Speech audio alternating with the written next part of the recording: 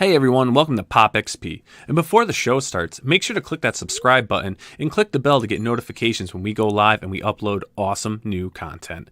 And don't forget, if you can, make sure to share our stream on all your social media outlets. We appreciate it, and thanks for helping us grow the POPXP channel. What is going on YouTube? It's the brain of the mainframe here at POPXP. Niall Scallon joining me as always, Mr. Teen Sensation, Mr. Billy Touchy, and of course Blevins is in the house, producer extraordinaire. Producer extraordinaire. Oh man, look at that wave! Look at that. It's like they're not even attached. It's uncanny. It's uncanny. It's like a mime. You know what that is? He's just segueing us into the flow of what's about to happen. That's right. It's exactly. This is a party tonight. We're spending the next hour launching an amazing book. I have a copy here. I've read it. It's launching. Indiegogo exclusive. The launch. Right. The cool thing is, this book is completely done. Completely done. Printed, everything. When was the last time you saw that? I don't know. Beautiful crayon work. I mean, it's phenomenal. Absolutely amazing. I thought this was a lunch party, and I didn't eat today because I was waiting to get some food. Oh yeah, you know, it was a lunch party. Don't worry, the party pizzas are coming. You know, they're like the size of a door. Oh, they're en route. They're en route. They're en route. En route.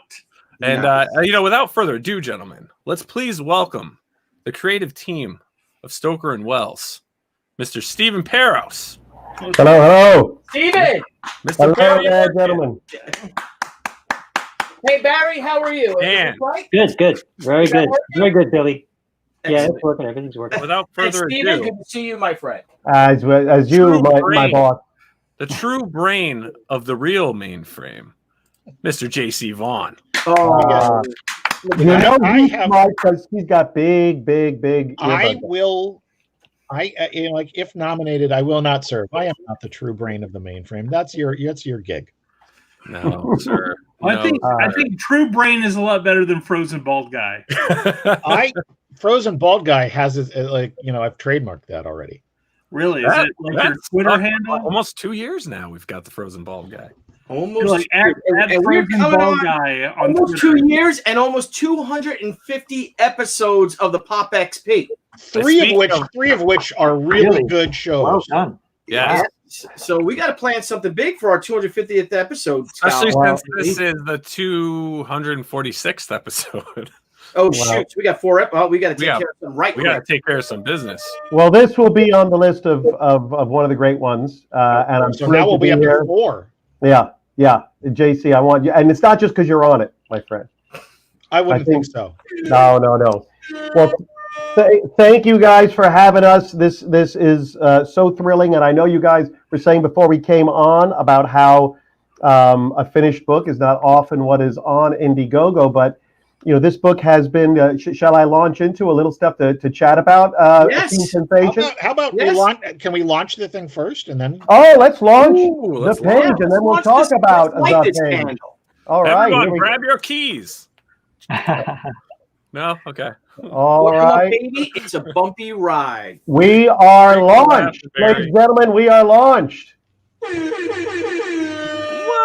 What is that? Yeah. What are you doing? What? That is it. Who did that? You're doing the air horn too much now. There we go. All right. We are live. We're on board. Excellent. And our page is live. So here we go. So Stoker and Wells. Stoker and Wells is something I conceived as a film script. For those who know and for those who don't know, I'm a produced TV and film writer and playwright, and I'd written this script called Stoker and Wells, Order of the Golden Dawn, first of a trilogy involving what if a 20-something no-goodnik named H.G. Wells, who was moving from one job to the next, one lady to the next, fell in with a very conservative Irishman living in London and managing the Lyceum Theatre by the name of Bram Stoker in his mid to late 40s. And what if those two men went on an adventure in time that led to the creation of both man's first great work? One of the things I want to identify right away is, as I say, this is more of a store than a crowdfunding campaign. As I say right at the top, this is not a crowdfunding campaign. This is our store, because we have we funded this via a different crowdfunding site. The book has been available at a higher price and still is elsewhere on Amazon and Comixology. And what we wanted to do was let's launch an exclusive Indiegogo page, basically a store for 60 days. And let's have everything on here be not available anywhere else at the prices that we have them available. So we cut the cost of the book by 20% instead of $20, it's $16. And unlike Amazon, every single copy will come to you signed. We've cut the price of the PDF by, I think, 20% as well. We have Billy Tucci's. Here we go. Let's go down to our store. Here is the book, the front and back covers of the book. As you can see, the glorious covers. Even though we had colorists for the interior pages, this cover and back cover is drawn and colored by Barry Orkin, our artist who is with us tonight. Gorgeously done by Barry Orkin. And then what we have is Billy Tucci's exclusive variant cover, which we only generated a limited edition, a limited number for our previous campaign, none of which were sent out signed. The remaining copies, and these were so popular, we only have 30 copies left. 30, folks. After that, say goodbye and get charged through the wazoo on eBay. But Billy is going to be signing. He has a shipment of them on his way to him. He's going to sign and send them back to me, and I will send them to you. Now this split. This is just gorgeous. Can we zoom in a little on these, Niall? Can we do a little fingery thing? These are our brand new set of 5 bookmarks. Now that's apropos in so many ways. Obviously, we're selling a graphic novel. We're selling a graphic novel starring 2 of the world's most popular authors, H.G. Wells and Bram Stoker, so that you can use them in our book. You can use them in books to come. You can give them to your kids. They're fun. They're cool. They're going to be of the highest quality, as is the book itself. For anyone who's held the book in their hands can tell you the book is made high quality. We do not send anything out that looks like it's amateur land, and these cards will look glorious. Everything as you see as you go through, it is not priced crazy. It's priced. You're going to do double takes, going what? You're charging under retail. You're charging reasonable prices. Yes, we are. We want to get this out there. We want to get the brand out there. We want to continue to do it. And these are priced far less than you'd find similar set of 5 bookmarks at a Barnes & Noble or anything like that. The mug. All hail the mug of greatness. Yes. This is just glorious mug as we approach winter. And in some parts of the country, you're deep in winter. But just think, now these things, usually they have promotional mugs like this. They're $12, $14, $16. We're selling this for $10. Okay. $10 plus shipping. $10. It's a 2-sided mug. What? You can fill your mug with some hot cocoa or the kind of stuff that Blevins drinks when no one's looking. And you can sit by the fire with your bookmark and read Stoker and Wells or anything else that when mom's not looking. And just enjoy. Flaming red punch during Christmas time you could have in there or whatever. That's right. You could have your hot cider, as it were, Billy Tucci. Yes. But it's a glorious mug with Barry's design on both sides, Barry's coloring and inking on both sides of that mug. So we're thrilled to have that.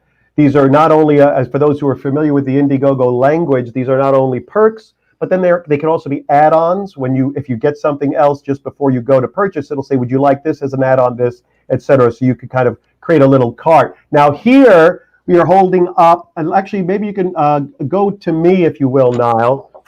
We are holding up this. This is an 11 by 17 sturdy print with all numbered and hand signed by Barry Orkin. We have 50 of these. These are Nina. These are our heroine. She is all things great. She's from Wells's tribe of the Eloi, which are a tribe from the Time Machine, and we have conceived her not only true to H.G. Wells, but she is also fierce. She also steps into her own, but she is the true heroine and in many ways hero of this book. So we dedicated the entire back cover to her. And Barry took that back cover and made this absolutely glorious. I mean, the detail on this, the design work on this is just so beautiful. Barry, you did phenomenal work. And again, we're not going to print more of these. It's 50 signed by Barry. This is not a printed signature. Barry signed and dated all of these. So that is a reward level. Steve, was that the print you had at San Diego last year? And then you were showing it to me, and someone says some fan was there. You know, and he's like, "Is that for sale? Mm-hmm. Can I buy that now?" That's right. Yeah. So you showing it to me, and they wanted it. Yeah. No, absolutely. I mean, it's and Barry shipped them to me. We have a couple of videos on here as well. We have a very brief, very no fuss intro by me because I really wanted you to get down and start looking at the page. We have a commercial that Con TV put together for us, a fun 15-second promo. And then we have our mine and Billy's and Barry's dear friend, Christopher Caliendo, who is an absolutely extraordinary composer, created a 5-minute musical suite. He's scored films and TV. He created a glorious 5-minute suite of music and taken images from our book to kind of move you through the story without any real spoilers. He doesn't do any spoilers, but it's really glorious to listen to, get you in the mood, get you seeing some of our images. Can we get a sample of that? Is that on the video? Which video is that one? Right there. If you weren't there doing other things, you'd see it's right on your screen, my friend. There it is. Oh, all right. Let's play it. On the cover for your comic. Hang on just a Oh, second. it's a full 5 minutes. We Hang can on, play a hang little. on, 5 minutes. We can get a little taste of it. Yeah, for sure. JC. Gentlemen, I just wanted to say that Ara and Lord Ravener and Nicholas jumped in like almost immediately. You've got 5 backers already. And thank you, everybody. I think that tells you about the POPXP audience right there. And I can say, as a firsthand witness, they are getting a great book. Thank you so much. Completely done. And That's again, right. here's the thing is, this is a campaign that we've not seen before. Is that this comic book, graphic novel, really? I mean, it's No waiting. No waiting. No, it is done. It is completely done, printed. The whole thing. You've got stacks of them. I'll be signing my variant covers. And Steve, I got to ask you a question. What was it when you and Barry first? You know, I don't want to talk. I'm done talking about me. I talk about me every time on the show, but I'm curious as to wonder what you think of me when and why you decided from what was it when I met you that first day of school of 7th grade at Peter J. Brennan Junior High School that said, you know what, I'm gonna get this guy to draw a cover for me 30 years from now. 35. Well, no way. Whoa, slow down. See, you just took my joke away. I said because when I met you in 7th grade, Billy, I said 12 years from now, you and I are going to be doing a book together. And that's that's what we were doing. No, I figured back then. I said I got to keep my eye on this guy because I'm going to put some original art of his underpriced on my campaign. It'll get snatched up within 30 seconds. My fingerprint was still wet on the keyboard when I posted that reward level, and it was snatched up. That's right. It was. Yeah, you and JC sell art far too cheap on your campaigns, and we're going to have to rectify that. Hey, listen, who got you to finally raise your prices on your campaign? Your wife is thanking me. You know what I'm talking about, Billy? You're lucky. I know.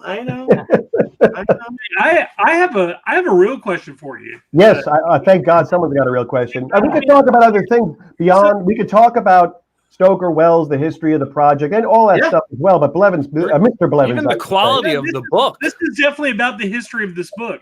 So I have, from the time that I've been on the show, I've seen you bring Stoker and Wells on. We've talked about it a bunch. We've even had some a phone conversation about it. We've messaged and everything. So I finally actually got around to looking into it and everything because I hadn't got the book yet. So I started looking into it, and the book focuses H.G. Wells is the main character, and then he brings Bram Stoker along with him. Why did you choose to put Stoker as the first name? Ooh, excellent question. I'll tell you, say Wells and Stoker and Wells tells you what sounds better. I mean, but still, Stoker and Wells sounds better. Listen. I'm totally with you, Steve. I'm always fascinated by the cadence of words and what choice is better or funnier or things like that. Wells and Stoker, nobody talks that way. But I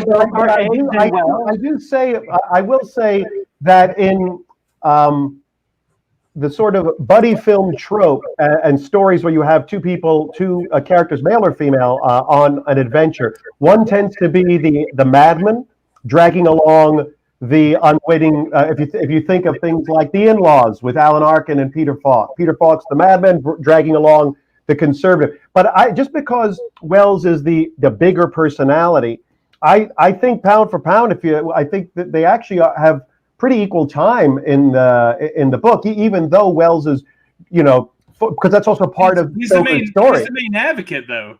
It's right. kind of like, even like look at the Three Stooges. It's Moe, Larry, Curly. Mm-hmm. Right, exactly. The alpha is number one. Yeah. I also think that I think that Bram Stoker would haunt you in your dreams and punch you in the face had you put H.G. Wells before his name. Yes. Wait a second. Hold on a second. You think that Peter Falk is the madman in? That's it. Let's put the brakes on. Let's talk about The In-Laws for about an hour and a half. Yeah. Which I would. No, I mean, seriously. Like I was so again. I thought it was an equal time like deal. But again, I mean, like H.G. Wells, Time Machine. Nina, and like the whole breakdown really all revolves around his story. And like I just then you obviously didn't read the second half of the book, my friend. You are correct. You are absolutely correct. But again, like it is again, I had been thinking about that for like the last week and a half. You need to do less thinking and more reading. That's what I need to get a copy of the book. And now apparently is the best time to do it. All right. That's right. I would just like to say, Ara, Niall, you just posted a comment from Ara there that you had just posted a second ago. This one? And Ara. I can say with a great deal of confidence, Ara, that you are correct. Thank you, Jeff. I appreciate that. No, we worked really hard. This is my first graphic novel. I'm thrilled that we've gotten such. If we can scroll back to that to our page, our campaign page. Scroll up where we got such wonderful support from the journalist community here. Now we not only got a mainstream like LA Weekly gave us a full article, which it wasn't a capsule review. This was a full on article in Los Angeles Weekly, which is like the Village Voice was to New York. Same principle. Right on Halloween too. Yeah, right on Halloween. They gave us an amazing article and review, and that just triggered 1, 2, 3, 4, 5. These are just a handful. Comics Beat. I can't see it so tiny. Well, let me make it go larger here. Yeah, we got Comics Beat. The Indie Comics, Long Darkness. First Comics? What is that called again? The one in the middle there. First Comics Daily. What's it? Could someone read that? Who's reading? Hang on. Let me see. No, but we've got First Comics News. First Comics News. Yeah, we've gotten, and there were more than that, but this is what fit nicely. We really did get some amazing support. JC as my editor on this book was a great mentor and teacher. He's not only a wonderful editor, he's a tremendous writer and creative thinker as well. So much so that Billy Tucci said, "Hey, Steve, isn't it time you and I work together?" Thank you, Lisa D. So excited! I can't wait for you to read it. This book is going to ship right away. The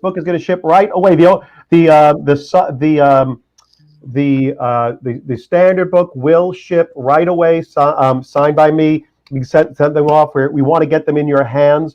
Originally, we had them, it'll be signed and sent off to you. If you buy the Billy Tucci variant, there's going to be about a week to 10-day delay to buy it right now because they're being shipped there en route to Billy now. Hopefully, it'll be there in about 3 days, and then I'll make sure that Deb makes sure that Billy opens that box, signs them, and turns them around and sends them right back to me. Yeah. I want you to know I just backed Stoker and Wells with the Billy Tucci cover. Nice. Absolutely, just now. I am so thrilled. Thank you, Mr. Blevins. You are a great man. I keep trying to give your character more lines and Hikyo. Every time Billy's mad at you, he says, "Take away a few more Blevins lines." I said, "No, that man deserves them." You're like, absolutely not. If Blevins goes, I go. Let's do a refresh. Let's do a refresh on that. What are we at now? I think 57. Oh, okay. I thought. 25% of your goal. Thank you.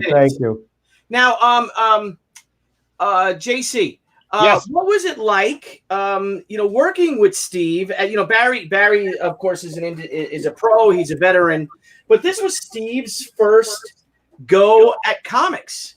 It's a really good question, Billy, and one I'm happy to talk with. I've worked with a number of folks over the years who are coming from a more of a live action kind of background than comics.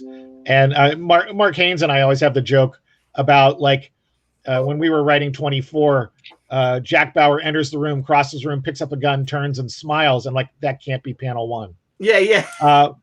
And Steve was nowhere near like that. But I will tell you that as a fan of great dialogue and even when I've had other flaws in my own writing, I always like my dialogue too. So I'm a big fan of dialogue. Steve's was damn near impossible to cut. And I mean that as the highest compliment, because I kept on calling him going, we're going to need more pages. I mean, it was, we're going to need a bigger boat. It's what it was. Because he's a filmmaker. He was, and everything in the screenplay, there was no fluff. It was all integral to moving the story forward. And once we got established, what was the original page count going to be, Steve? Well, we promised, not promised. I will take the word promise away. We thought, after flipping through the screenplay, which is 114 pages, that we could deliver a 57-page book. And when we did our first round on Kickstarter, that's what we set out to raise. And then it became clear that it was going. And I was cutting. But I was cutting scenes. I was consolidating scenes. So there was a decision made between this group. Do we do some merciless Marvel, like from the 70s Marvel Comics adaptation of a big action film down to this thin, or do we just make the book continue to be judicious, continue to be economical, and see where it lands? And it was clear it was going to land somewhere around 90, so it got to 97. So we did another kind of mini Kickstarter for about 9,000. Actually, literally, it was an exact number of the amount of money it would cost to bump the book up to that many pages. We still said, even if we don't make this, we will deliver the book to the people. We will honor that earlier, those earlier pledges who were promised a book and they pledged for a book, so we weren't going to stiff anybody. But that extra money was going to help us make it a little easier. Was going to help us with promotion. Was going to help us with shipping. Was going to help us with our launch. Was going to help us with all sorts of things. So fortunately, that second little mini Kickstarter, we raised that money too, and that made us jumping from 57 or 54 to 90. 57 to 94 possible. So we're so grateful to those Kickstarter backers for that. One of the great things about the process, Billy, to your question, was that Steve and Barry were both committed to getting it right. And that included, rewrite a page, redraw a page. In the collaboration, Barry would say, "I think I could do this better, but I need a page for this," and things would come out about that, and almost always was right. And I remember, the big time travel page was on there. Could we scroll down to that just a second? Yeah, there you go. Yeah, that's okay. All right. Originally that was I remember talking with Steve about how he was going to write this page. Yeah. And him finally coming and just saying, "I'm just going to tell Barry what needs to be in there." Yeah, I said, I just want Barry at this point in the book. We'd already got, our process was Barry would do thumbnail. We were going through kind of roughs thumbnails. Beyond thumbnails, there were roughs that Barry would send me, and I would give notes, and he maybe would do a next draft of it and move on. So at this point, we were about a third of the way into the book. Barry's getting his rhythm. Barry's impressing me with how he's taking understanding this is what I need on this page. This is how I want to lay. This is my layout. But if you get what I'm doing and want to throw something else at me, feel free and do it. And 9 times out of 10, I really like what Barry did, because he knew, okay, this is what Steve needs on the page. I can combine those 2 panels, like in this, like in that. So we got to this page. I knew that I had written this much in the script from the screenplay that I kind of copied and pasted into the script of the book, basically talking about what as they go and what we see and so forth. But that in a screenplay implies a sequence, implies time is going by as we watch time travel. Yeah. So rather than describe this page to Barry, I said to JC, we chatted first. I said, I'm just going to tell Barry, you look at that half a page, how I describe time travel and what happens and what flies by them, and come back at me with what any rough this. Was it this detail when you first said it to me? Was it a rough first, Barry? It was rough. Yeah. And it just blew me and Jeff away. We were like, bam. It's better than if I had described something in detail. I was fully ready to just scrap it and start over. I had no idea. But I thought that you had already solved the screenplay puzzle, so to speak. Mm-hmm. And I was solving more of a graphic design puzzle and the graphic design sequence. Mm-hmm. So and I thought that was interesting, the way we're in the middle, and Jeff was the bridge, and we were kind of like working. I thought we worked together very well as a team. Yeah, absolutely. Well, I have to say that I already had the opinion that this would be great, But when we got to this page and watching you guys, and Thank you, Larry Leonardo. Hey, Larry, how are you, buddy? What I think really happened for me as the third participant here was that my confidence level in the project as a whole, I knew the material was great. I knew Barry's art was great, but my confidence that you guys were working in a really collaborative fashion in service to the story, I never thought about it again after this page.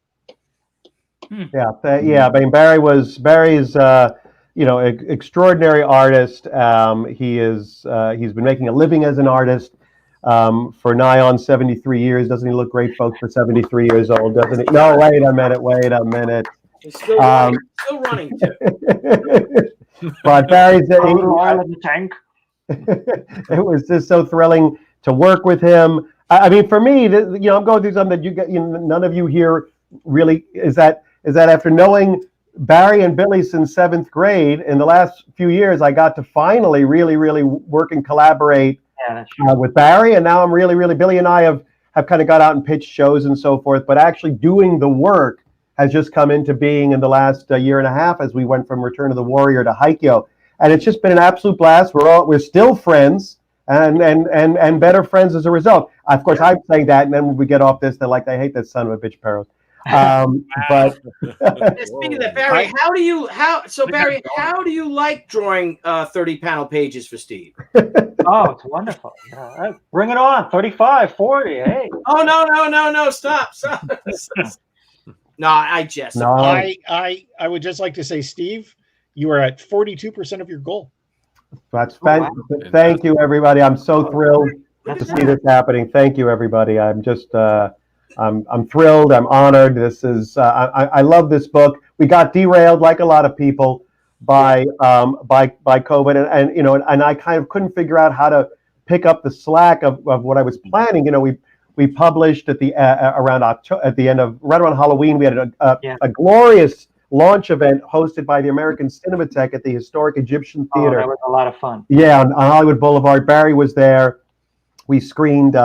They got us prints of Hammer Films' Horror of Dracula, and George Pal's The Time Machine as a double feature. We did a Q&A up front. Wow, that's really cool. Yeah, we signed books in the lobby. And then it was now it's Thanksgiving and now it's Christmas. But once the New Year starts, I'll start arranging signings. We'll start booking into conventions. So I was already lining up signings in Southern California, and then suddenly, wait, what's going on here? And then everything just got canceled. Everything just got stopped. And I think I just we're on Amazon, we're on Comixology at full retail, which none of these prices are. And I did not lower it elsewhere. I didn't go to Amazon or Comixology and lower the prices. This is the only place you can get this book at 20% off. This is the only place you can get the download for $10. You know, all of this stuff is being sold nowhere else in this form at this price. So that's what we said. I said, you know what? And I thank Billy, by the way, for encouraging that we are all here now. At some point, 2 months ago, 3 months ago, he said, why don't you launch it on Indiegogo? I said, what do you mean launch it? The book's done. I don't need crowdfunding. Doesn't matter. He said, there's some people who just buy on Indiegogo. They're not fans of Amazon. They're not fans of Kickstarter, Comixology. They don't support them for whatever reasons. But Indiegogo's got really great and faithful comics and graphic novels buyers, as we're seeing right now. And I said, all right, I think I'll put that together, Billy, and thank you. And we said we'll launch it on the show. And thank you, Niall and Billy, for hosting that, and for all you guys for showing up, because I'm really proud of this book. I think, you know, I look at it, I don't regret it. You know, I don't look at it and go, I only wish. I'm really thrilled with the layout, everybody who was involved in this book. And I want to give shout outs to everybody who was involved. Chris Summers, who did the coloring for pages 1 through 54. All the guys down at Studio House in South America who did 55 to 94. Glorious work in both camps. Yeah. Marshall Dillon, the legendary, the man of letters himself, Marshall Dillon, for doing our lettering. JC, who helped me find the path to all those guys, obviously. Don Guzzo, who did the design work, beautiful design work here in the front. Our whole book, I just love this. I love this front. I love everything she did back here with our thank yous, with our bios. We have a great little piece about the history of the project here. Be careful with that book. There's only 30 of them. Okay. I know. Well, this is mine. This is no. This is my personal copy. Oh, okay. I was about to say. That's right. That's if you don't mind, I have a question for Barry, because you're showing pages of the book a little bit as you're flipping through. But then, like, if we look at this page here, what does it take, Barry, to draw a period piece like this? I mean, down from the clothing, the architecture. I mean, to the details of the plaster archwork. I mean, what does it take to create this world? Well, you got illustration. You know, it's funny. You gotta gather a lot of reference, and for artists, the world has really changed. Billy can attest to this as well, because we have Google and Pinterest, and you can get tons and tons of reference instantly. I mean, within an hour, you can have hundreds of images. But when Billy and I were in school, you had to go to the New York City Public Library. They had like a catalog there of photos that you could dig through, but it was nowhere near anything like Google. So I did a lot of that. I did a lot of printing out. I had all kinds of folders. I probably had about 40 folders, categorized into London, into the Morlocks, into, I had a separate folder just for, photos of Wells and what he might be wearing. And fortunately, I love the 19th century. So I was able to really sink my teeth into it and get really, shots of London. I tried to make sure that the buildings that are there in the book were there. At the time, I didn't go for, I didn't suddenly put in some modern building. Yeah, that is the Lyceum Theater. The theater itself is still there. And that was a big discussion Barry and I had, which is we're going to get into a fantastical world with a lot of detail. So therefore, we want, in order to sell that detail exists, we have to make sure that the period detail of 1894 that we are referencing is as accurate as possible. Wardrobe, the actual building where the Order of the Golden Dawn meetings took place, the Lyceum Theater, and so forth. What is the Order of the Golden Dawn, Steve? Well, that's the comic. The Order of the Golden Dawn is an organization that existed in the 19th century. It is we wrote I just want to read actually what's here. It's introduced in the book itself, and it's a secret society, both men and women allowed. As Stoker says, more pagan than Christian, it's divided into 3 orders. The first order teaches spiritual philosophy, astrology, tarot. The second order explores proper magic, alchemy, and astral travel. And this is a scene that takes place at a tavern that actually exists to this day in London here. So they have a scene where they talk about it because Wells, the setup for the story is that Wells who's broke, has been summoned by Bram Stoker's boss, Henry Irving, one of the great actors of the London stage, who Bram Stoker worked for. Bram Stoker was the theater manager of the Lyceum and the personal manager for Sir Henry Irving, who not only owned the theater, but he would perform on every production. And so Wells is summoned because Henry Irving has said, I want to do something larger than life. I want to do a return to what's known as machine plays, which had been the rage decades earlier, where literally they're very much like what we saw in the 80s and 90s with Andrew Lloyd Webber, just big, giant productions with huge contraptions. And so he said, he basically, as preamble to the book, he would have sent Stoker out to do research to find source material for a great machine play. And he found a little tiny, little known short story called The Chronic Argonauts that barely got a publication, which is a real book. You can find it. It's public domain. It's online, written by H.G. Wells, involving a time machine. And so that's why he has been summoned. And as a result, Wells realizes, I need the money, but I don't know how to write a play. And that book isn't really, that short story isn't really very good, nor is there really much of a description of time travel, which is accurate. And so Stoker says, I think I can solve the problem. Come with me. There's a man who thinks that he has solved the problems of time travel at this organization I've been invited to, that I'm a member of. I've been invited to be a member of, called the Order of the Golden Dawn. And that is where our story starts to take a turn towards introducing our villain, who Barry drew brilliantly, and starts to get us down the rabbit hole of time travel, and our two men at odds with how they're going to handle this situation. So, but the Golden Dawn did exist. It certainly existed well into the 1900s. I did not do research beyond that to tell you whether it's still around, but it very well may be. It's almost like the Illuminati before the Illuminati. Yeah, absolutely, absolutely.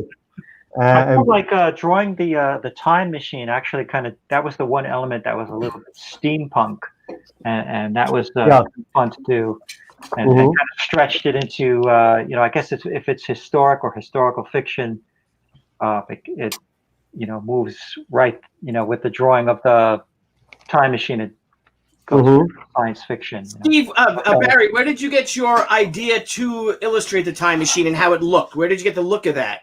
There you go. Well, there we go. There we go. There's a time machine. There it is there. Yeah. We have it on the next page. Hold on, Niall. Stick with me, doll. Here we go. Down here, we have this lovely... You call me doll. You call me doll. Well, somewhere in the description, there's the word sled in there somewhere. And I just, said, all right, a sled. I just kind of focused on that for a while. And then I looked at some old images, some engravings of not factories, but laboratories from the 19th century. And there's a lot of cylinders, a lot of domes, a lot of glass domes. Mm-hmm. And we want to know what's the power, like Larry Leonardo was curious, to actually make the time machine work. Yeah, it doesn't have a flux capacitor. That's well, it's funny. It's funny you asked that, Larry, and I'm not gonna say anything funny in response. But what I did say to Barry was, I said, I said it's very important. I literally, because I still feel this way when I read the book. Like sometimes I look at it like, I think that's I forget that this isn't actually what happened. And so part of me, I don't want to break the illusion. And so part of what I said was, when in doubt, I would copy and paste Wells's descriptions or Stoker's descriptions when we get to the character who's modeled after Dracula. I said, you can use your creative license as long as it adheres to this description. You can use your creative license for the Eloi and the Morlocks as long as it is, because we are saying that Wells and Stoker had that. See, it doesn't sound so good, Blevins, Wells and Stoker. That they had this experience and then wrote about it. So they aren't going to arbitrarily rewrite, change what the Eloi looked like or the Morlocks, or we'd have to give a really damn good reason why they did. Because I really want someone to read both books, a child, an adult, whoever, and say, wow, this is actually what happened. They've actually perfectly merged events from both books and created one single story. And the Wells looks, all these creatures look exactly as, including our heroine. Nina fits within the realm of the description. So in terms of how much power was in the time machine, Wells didn't say, and so neither do we, because had Wells been told, he would have put it in the book.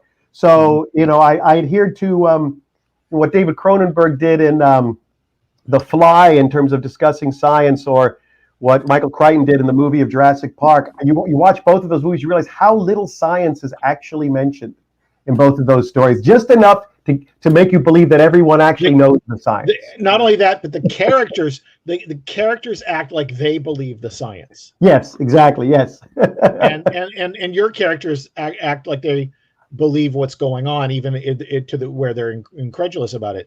I hope that everybody's noticed here that in 43 minutes we hit 504, so a little over 50% of your goal. Excellent. I wonder if Nina had read this and read that it was Stoker and Wells, if she would have actually been interested in Wells since his name didn't come first. You're pushing me, Levin. You're pushing me. Like, she's like, here, like, I mean, top billing means something. The Eloys are like, we were all about you, Wells, till we found out. Well, I don't want to spoil the plot too much, but Wells is the one who really makes a pass at her. So, yeah. Well, apparently, he's having to compensate because his name comes second. yeah, he's got to figure out something. He uses. Well, here's the way I figure it, Brian. Wells is already, I guess, technically the more popular author. He doesn't need to go first. We need to boost Stoker. By putting him above Wells, we go, he must be important. He's like, I'll let you be first, Brom. It even looks better because Stoker's the larger word. I mean, look at this logo Barry designed. I mean, it's great. It's great. And obviously, I'm just joking around. I know. Steve, I've got a question for you that Nicholas raised a few minutes ago. And the first thing I want to say is, with comic books, there's always the tendency for us to go, hey, how would this be as a movie? But this is a great graphic novel in its own right. That said, it was conceived as a film. Where do things stand on that front? Well, thank you for asking. I wrote it at a time when I was thinking, okay, I've never had something made that's large scale. I've never had one of these kind of big world ideas. And so I put this idea together sort of in the spirit of, and for the audience who would go see the Robert Downey Jr. Sherlock Holmes or the Pirates of the Caribbean movies, where what they call the 4-quadrant movies, meaning that not only would the kids like it, the teenagers will like it, their parents will like it, and the grandparents will like it. There's something in it literally for everyone as a pure entertainment. It's basically what Louis B. Mayer wanted to do at the beginning of popular entertainment at MGM, which is movies that the whole family would go to see. And like it on adult terms or kid terms, depending on your point of view. So tried to get it made. A lot of people really liked it. I wound up getting a job off of it. So it's made returns for me back when I first wrote it. But I always wanted to get this story told, and that's when I kind of took a step from my own history with a screenplay called The Cat's Meow. That almost got made. Finally, I turned it into a stage play to reinvigorate interest, and that's exactly what it did. And the movie eventually got made with Kirsten Dunst by Lionsgate with Peter Bogdanovich directing. So this wasn't really going to make a stage play, but I thought, wow, there's a world I haven't branched into, which is graphic novel. And I knew I had great people to talk to, Billy, yourself, Barry, about how to put it together. So that said, what's happened in as time has passed is this huge world of streaming television has come in. And so we are now working with a great producer and production company. They're currently developing Dark Shadows for Warner Brothers TV. I don't want to name names just yet because we haven't made our official announcement yet. But what we're doing is we're putting this together for the streamers, for either a Netflix or an Amazon, taking this book and making it season one, taking it and making it sort of 6 1 hours, because it all takes place in real time, and there isn't a dull moment in their 48-hour adventure. If I do say so myself as the person who wrote it. So we are turning that into, and I've broken it down with the producer to show them what would each 1 hour installment be, so that they are off and running on time travel at the end of episode one. Episode one climaxes with, holy crap, they just travel in time. That's the cliffhanger. And then you start episode two with the Fakawi Indians. So that's what happens at that point. And then we just keep going from there. And areas, JC, that I had to condense, I no longer have to condense. In fact, I'm expanding on areas that we would like to see more of, even in my 114-page script. There are areas, wish we could have done more here or more here. Now we can. So that's where it stands now. I'm thrilled about that. We are moving forward. And we're just putting our team together before bringing it, putting a creative team together to make it undeniable for a Netflix or an Amazon. That's awesome. Excellent. Well done. That's Thank awesome. you. Thank you. And putting this book together was a huge part of it, because people would read the script. Here's something funny for those who are indulging in this kind of world, either in graphic novels or scripts, is that right now so much is reliant on IP, intellectual property. Do you have the rights to a book? Do you have the rights to a story? Do you have the rights to a magazine article? So I thought when I first wrote this, well, free IP, anything in the public domain is free. I'm going to write a Stoker and Wells, Time Machine, Dracula, or free IP. So when I wrote it and we get almosts from a lot of places, people liked it, but they weren't going to pull the trigger on a $100 million movie. Someone said, it'd be so great if you had some IP behind this. I'm like, I do. It's called the Time Machine and Dracula. Yeah, but besides that. So it took turning it into this to get people to believe there's IP. I had to make yet another. It's sort of like a Xerox of a Xerox in order for people to believe that there is that there's IP. We should add also that in a way this kind of started out as a logo project, because you were getting such good feedback on the script that you figured, okay, let's beef it up a little bit with a logo. So we started with that, and then eventually it became the graphic novel. Yes, yeah, absolutely. And Barry started with the logo, and we started talking it through. I remember saying, because you had different ideas, I said, can we merge the two styles so that we have the character of Stoker in this Victorian flourish and the character of this kind of mechanistic, future, forward-looking Wells, so that the names are as distinctive, yet somehow create one unified logo. And then, bam, Barry nailed it. So, it's been really great. One of the things people ask me is, the difference, because I've directed 2 features, and one of the great things about graphic novels is that, and I know now why more and more people from film love doing graphic novels, is you sit there and you are the writer, you are the director, and then poor Barry has to be the cinematographer, the production designer, the casting director, craft services, or whatever. He's got to do everything, and bring this vision to life. And yet we do it, and instead of having Stoker and Wells given birth to, not at $125 million that a feature film might be, especially if you add on star salaries and a big star director, but we've actually made this large-scale story, not at that price, and in a way that both Barry and I can look at and say, "Wow, we're really proud of what we did." So it's a lot of fun. It really is. As well, you guys should be. Thank you, Billy. Thank you. I love how Steve says, like a lot of people in film, television and film wanted to make graphic novels, and Barry, you'll test this. A lot of them want to write graphic novels. You get right, Barry?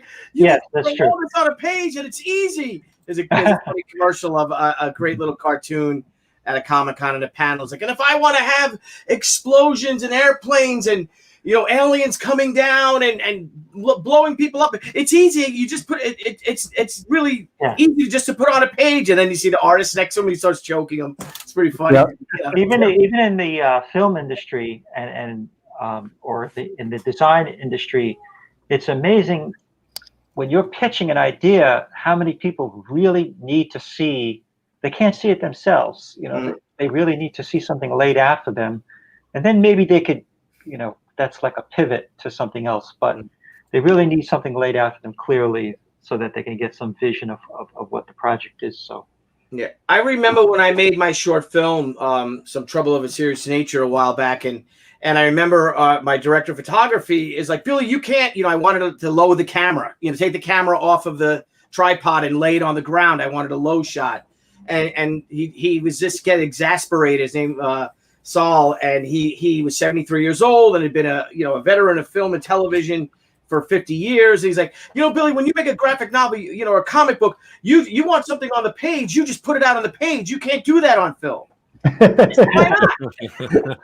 Well, no, but it's funny. I'm sorry, go ahead, Billy. Sorry. No, and he's like, well, I'm like, well, why not? Put this here. Let's put this tree, let's get these branches so it shows a little three-dimensional, and put this character. And he's like, oh, all right, okay, let's do that. So, comics is a great teaching.